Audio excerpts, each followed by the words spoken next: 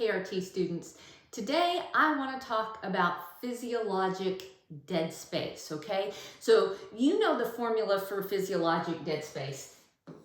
It's VD divided by VT, okay? And so everybody knows this, right? That's that funny little saying, Paco, Pico, Paco. All right, so dead space to tidal volume ratio.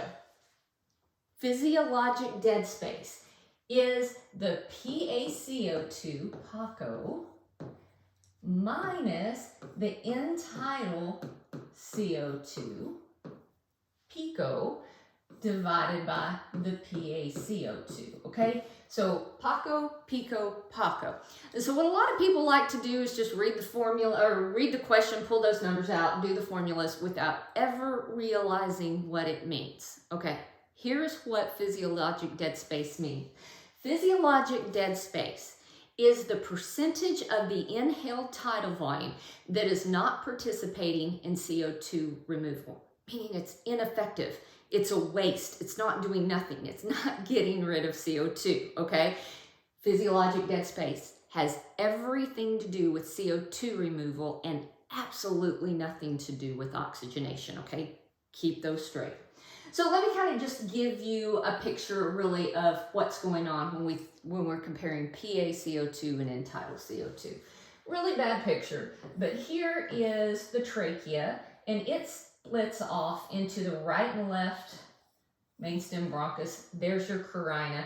I'm going to draw this circle here and a circle here. We're going to pretend that like these two circles represent all of the alveoli in the right and left lung. All right.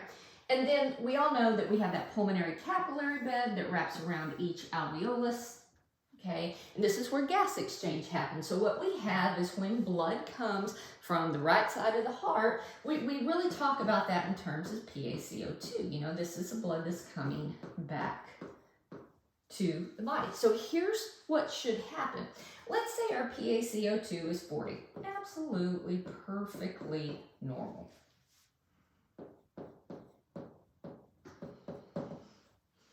So what should happen is when this blood makes it to the alveoli, this CO2 is going to move into all of the alveoli of the lung, okay? So it's 40 in the bloodstream. That 40 should move into the alveoli and then be carried up the tracheobronchial tree where it is exhaled. And all things being absolutely perfect, this is our end-tidal CO2. And in an absolutely 100% perfect world, they should equal because what's in the bloodstream has to come out into the atmosphere, okay?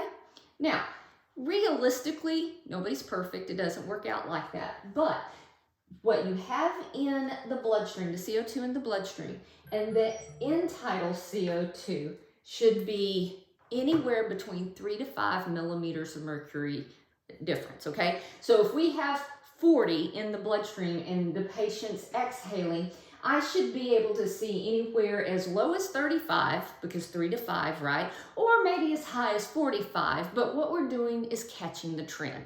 So right now, this is absolutely perfect. Let me give you a situation that is not perfect. So let's say we have a patient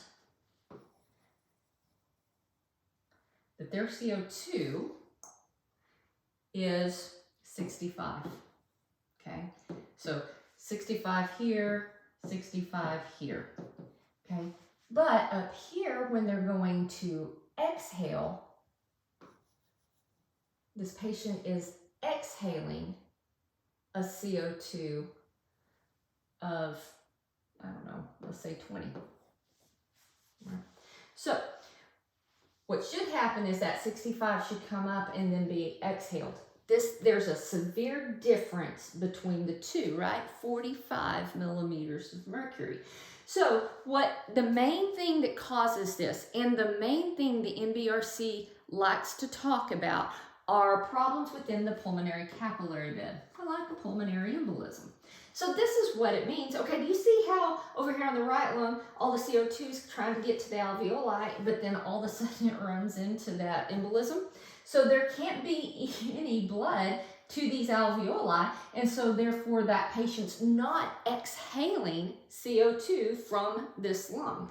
But they are able to exhale the CO2 from this lung. So by the time both of these come up and are averaged together, you have an end-tidal CO2 of 20, because this one right here, these alveoli are not able to pick up blood or CO2 from the bloodstream because that pulmonary embolism is blocking it.